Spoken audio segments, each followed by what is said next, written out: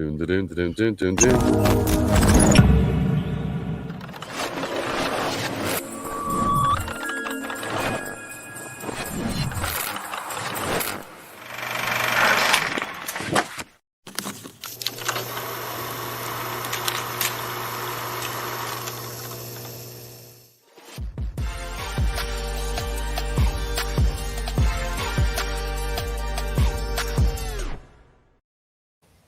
Boom.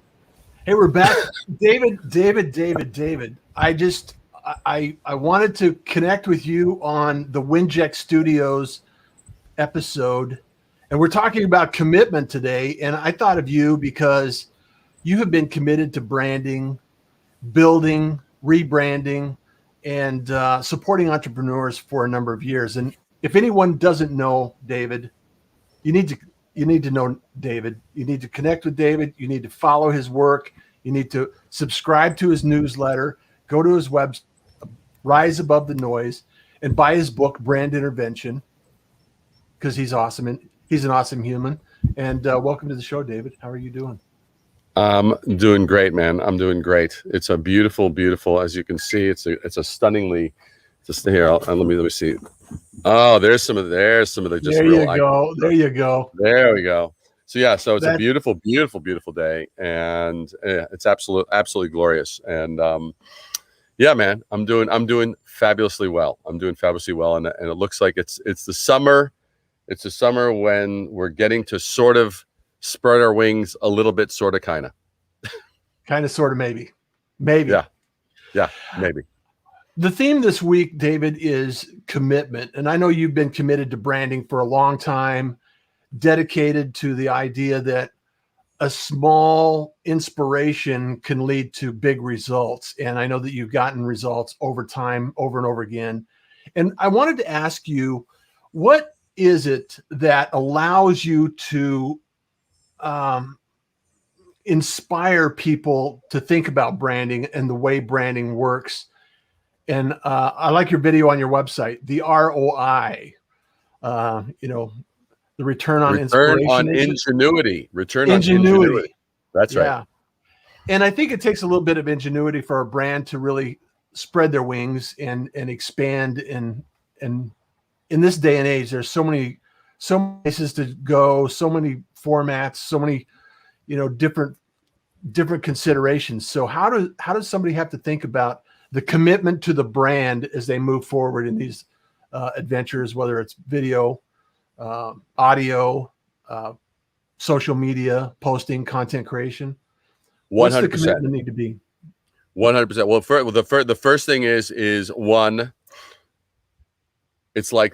I'll use the basketball analogy. You don't go on a basketball court and stand around and go, when's somebody going to pass me the ball?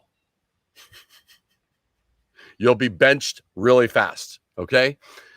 Entrepreneurialism and branding and business is the same way. You don't go up and go, you generate, you are proactive, you interact, so you can't go on autopilot, and you can't show up with the idea that, well, what I'm offering is great, and others are just through a sheer act of mental telepathy will detect that awesomeness and want to inhale it and just get that contact buzz from being in my awesome presence. It's like, let's get over it. It's like, look, here's the deal. Some people have heard me say this, not everybody, but I sometimes am asked, I said, what was the biggest blind spot for me, or the biggest Achilles heel I had? I actually had talent. Mm-hmm. My talent was the only thing that I knew.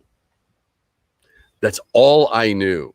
For the first 15 years of my career, been doing this for 41 years, for those that are just don't know that. So for the first 15 years, I was, reliant only on my talent is the answer to everything. I'm a good designer. I know shape and color and form and this and that and the other and typography and all these various things. And I didn't know about negotiating. I didn't know about customer service. I didn't know about how to structure a project well. I didn't know how to plan it out for the long term. I didn't know. There were so many things I didn't know. I didn't know when to walk away from a deal, when there was just an absolutely terrible foundation for a relationship. And so many things I didn't know that undermined my ability to function as an entrepreneur. So the thing is that's why I say that my talent was my blind spot. Yeah, I had talent, but I thought that was the cure all for everything, and it wasn't. So the thing is one, for those that are listening, for entrepreneurs that have businesses, one, you don't go on autopilot. That means you don't just show up and go, hey, what we've been doing for 20, 30, 40, 50 years, we're just going to continue doing until the cows come home. No, that's literally showing blinders. You're ignoring culture, right? And you're ignoring cultural shifts. You're ignoring opportunities. You're ignoring, wait a second, is the world the same today as it was a year ago, 5 years ago, 10 years ago, 15 years ago? It's not. The world doesn't remain stagnant. So if you remain stagnant, you are literally fulfilling the prescription for becoming a dinosaur. Okay. So you want to be proactive. You want to be aware. You want to pay attention to shifts and such like that. You want to then look at, okay, there's a lot of noise out there. How am I going to introduce something that doesn't simply echo what my audience, the people that will be my prospective customers, that they haven't heard hundreds of times before? So you got to be ingenious. You've got to be willing to challenge the status quo. You've got to be willing to question, why not? What has nobody done before? Why not? Let's explore that. If you don't have that kind of inquisitive curiosity, you will be short-sighted. I can guarantee you. It's not like maybe you will be short-sighted. Okay, you will have blind spots. You will have blind spots. You will have blind spots. You will have numbered your days of relevance before business bites you in the ass and says, "Why the hell were you asleep at the wheel?" Yeah, Kodak had that moment, didn't they? Why Kodak or Polaroid weren't why they're not the leaders in all the smartphone devices in terms of that phone technology? It's like, come on. Blockbuster had that moment. Blockbuster was what? They were dedicated to what? Positioned to win, and they just let it go away. Yeah, but the thing, but then you go, why? Right? The interesting thing is they were married to the wrong solution. What they were married to is, hey, we have a brick and mortar solution, and we want people to come in and get their, whether it's a VHS or DVD or whatever. We want them to come in. We want them to get out of their home, drive to us, come into our shop, see what scraps are available. Since usually by the time we showed up, all the good stuff was really taken already, right? Yeah. See what scraps are available, then grab our Twizzlers and our malt balls and popcorn on our way out, right? And you know where their biggest source of revenue was? Late fees. Candy, wasn't it? So you and I were penalized for actually having a life. Okay? Yeah. That's their business model. And you wonder, it's like, interesting, right? Whereas Netflix was married to the right thing. They were married to the timeless thing. If you're developing a brand right now, or you're rebranding, you have a company and you're like, hey, we've lost our relevance. We've lost our mojo. We used to be on top, but now we're second, third, or fourth tier. We're not seen as the leader anymore. Well, the thing is you need to be connected to the thing that's timeless.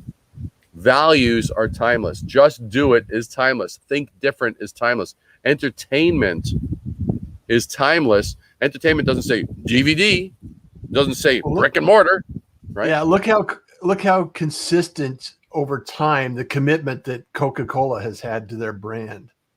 Mm-hmm. Even though they've evolved over time, the actual logo, the mark of Coke has stayed consistent over time. Yeah.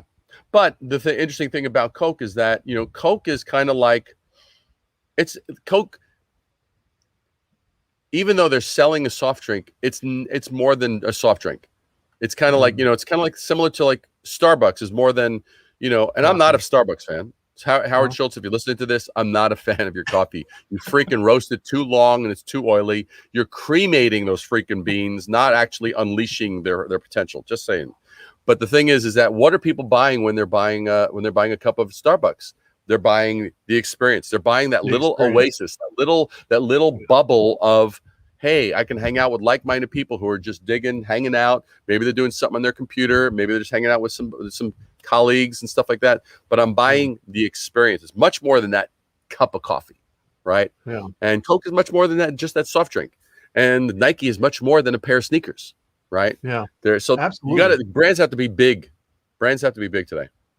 So I want to talk a little bit about the brand associated with content creation. You put out some amazing content. You always make me think. You always incite this idea that we can do better. We will do better. There's ingenuity in this process. So how do you position branding alongside the content creation process? And how do you decide what content goes out and how it goes out and how it gets delivered? What's your thought process? Totally. All right. Well, the first thing is that you've got to know what you stand for. So like, I know that I stand for, like intelligent defiance, right? In other words, not being boxed in,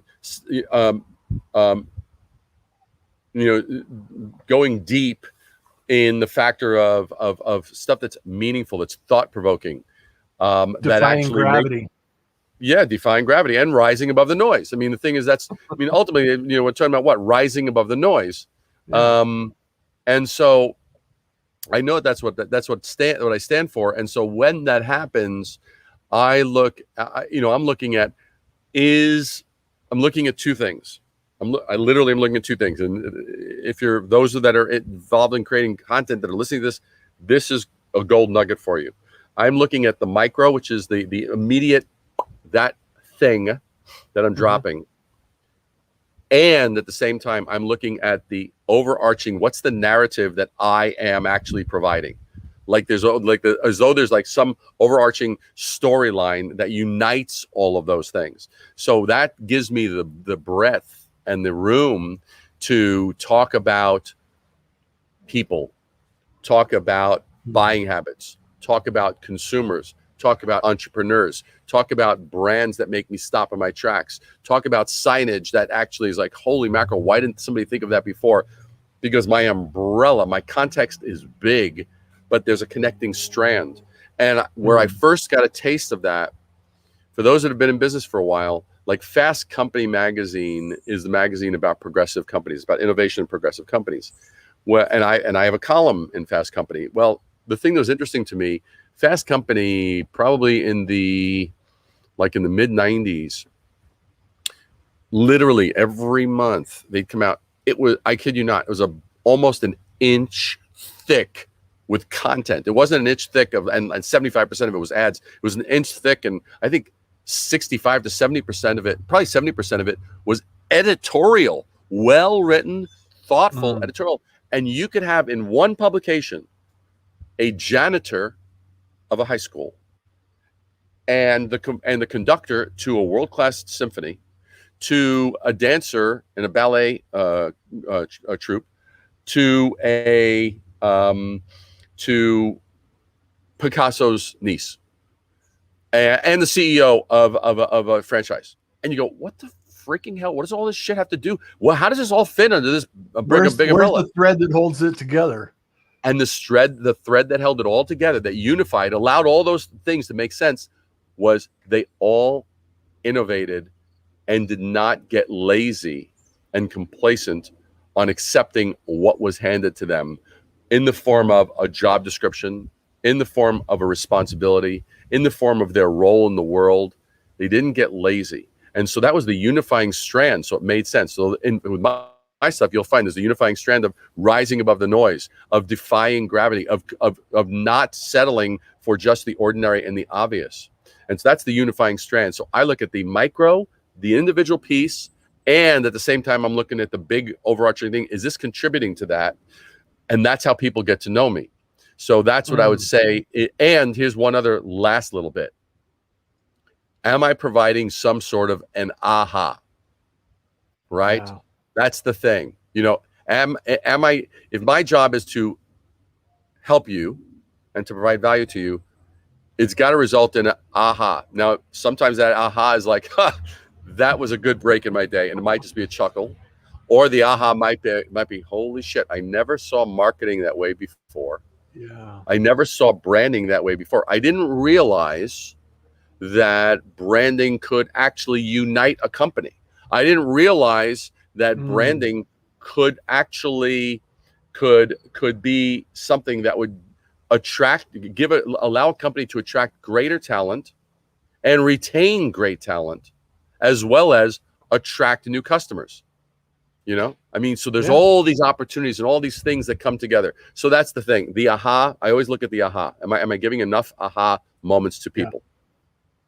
I really love that idea, that concept of you know, delivering value. You know me, I've always been surrounded around the idea of what relationships can I build, what communication can I create that allows other people to highlight other people. You know, that's what the Pirate broadcast is all about.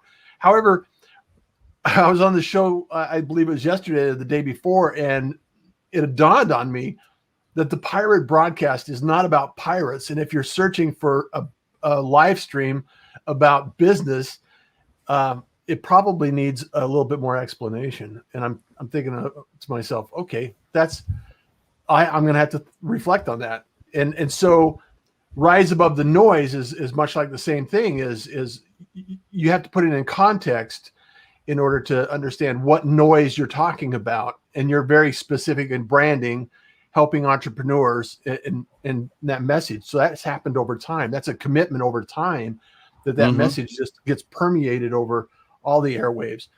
So with that being said, what can we think of as entrepreneurs as, you know, people, you know, growing a brand or thinking about a brand or just, you know, navigating through the waters? Because I mean, right now you can fire up a website and it takes nothing to put something together. Right. However, not the deep thought that goes into it, you know, those three layers that you're thinking about, you know, the micro and the macro and how the impact is going to make it.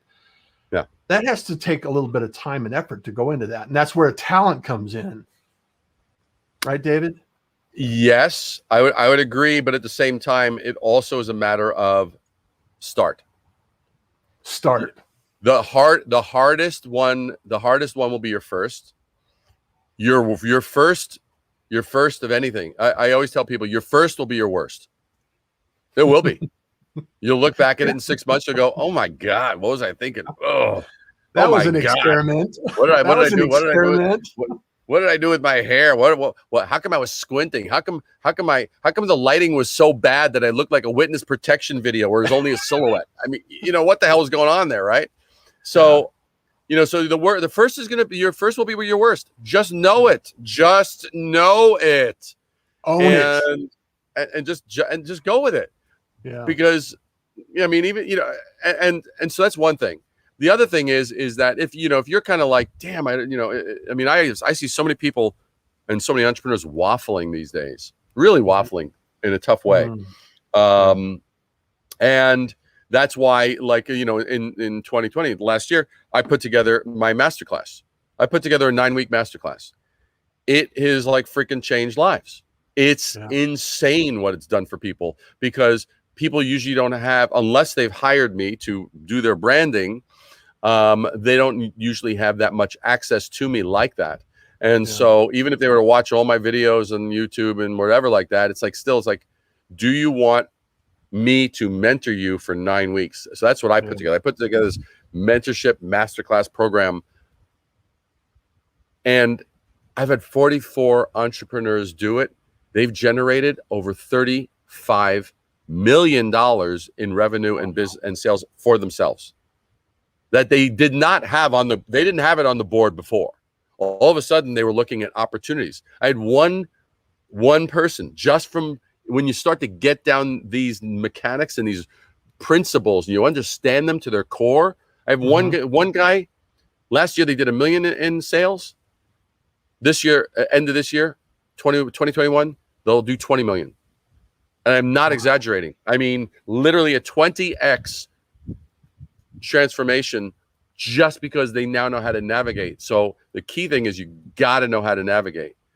And so you got to have the tools, and you got to be a master of those tools, not a slave of those tools.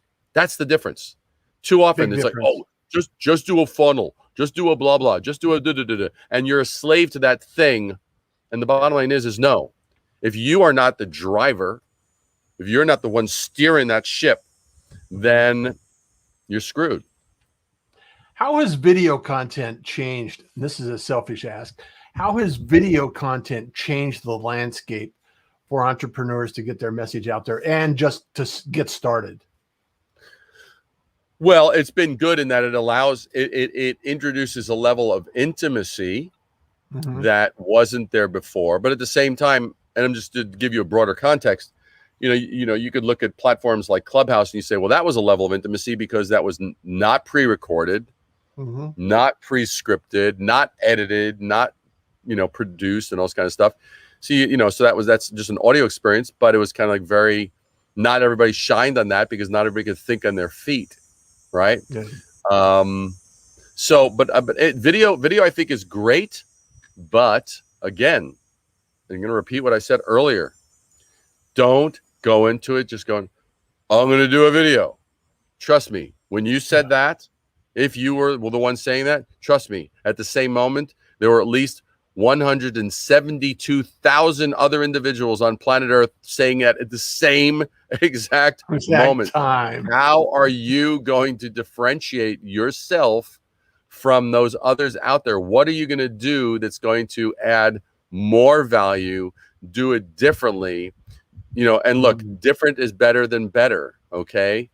Yeah. Don't get the idea. Well, I've got to have all this high production values. And I got to do this. And I got to do that. Got to hire. Got to build up a studio. And I got to do this. I got to have a makeup artist. And I've got to wear fancy clothes and special lighting. And really sexy people have to be standing to the left of me and to the right of me to make me really look really incredible.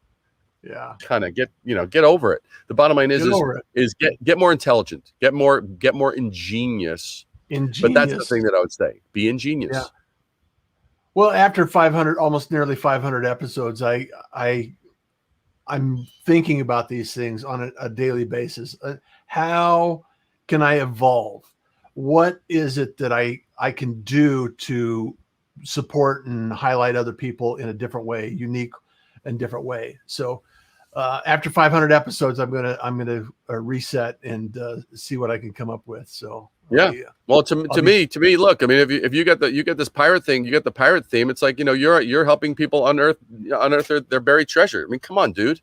Yeah. Yeah. It's like unearth your treasure. So that's right. I love the fact that you have been in this so long, David. I really appreciate you joining us. Commitment is key in any business, in any endeavor. And I know that there's so many things that we have that are just noise. There's a lot of things that are going out there that we have to cut through and decide, okay, is this for me or is this for somebody else? And so making sure that the ingenuity is there, the creativity is there, and different. Be different. And don't do just your version of what's already been done 1,000 times before. If you're going to do it, disrupt. Add a new wrinkle to it, add a new facet to it that nobody has done before, because, it's like, look, there's, I forget the numbers. I mean, the numbers are staggering, the amount of videos and video content that are up there and stuff like that. And don't be disillusioned. Yeah. And don't be disillusioned. Don't be disillusioned when you go like, oh, damn it, I only got like X number of views. That's fine. So what? Yeah. I mean, Gary V will be the first one to tell you nobody was watching his wine TV, show on YouTube. For the first 5 years, nobody's watching it. Yeah, and he just kept at it. He just kept at it, But he became the authority, and it's like, but just by keep showing up, there's authority. So, but that's the thing. It's like ingenuity, and and seriously, I'll tell you, if people really, if the people that are listening to this and watching this, if they want to jumpstart their thing, reach out to someone who they feel can really help them, or certainly you're more than welcome to reach out to me, and pop me a question, and who knows, and maybe highly recommended. Highly recommended. Yeah. So appreciate it. I love your work, man. I love what you're doing. I love the continued effort that you put out into the world, and the ROI that you share on a regular basis. So thank you for taking the time to be here on Winject Studios. And we're pursuing this week. This week's theme is commitment, growing your commitment and being committed to your effort and your work as it relates to podcasting, broadcasting, live streaming, creating content, and being creative. So I love the fact that you were able to catch up and connect with us today, David. So until we meet again, any last parting words that nuggets of knowledge you want to share with the community here?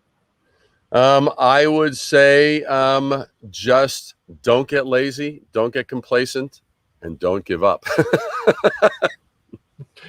You don't fail till you quit, right? 100%. 100%. Thank you, friend. And thank you so much for being here on Winject Studios. We're committed to helping podcasters, broadcasters improve, grow, and build authority in the brand. If you ever need anything, reach out to us, connect with us at winject.com, and we'll see you next week. Take care. Perfect.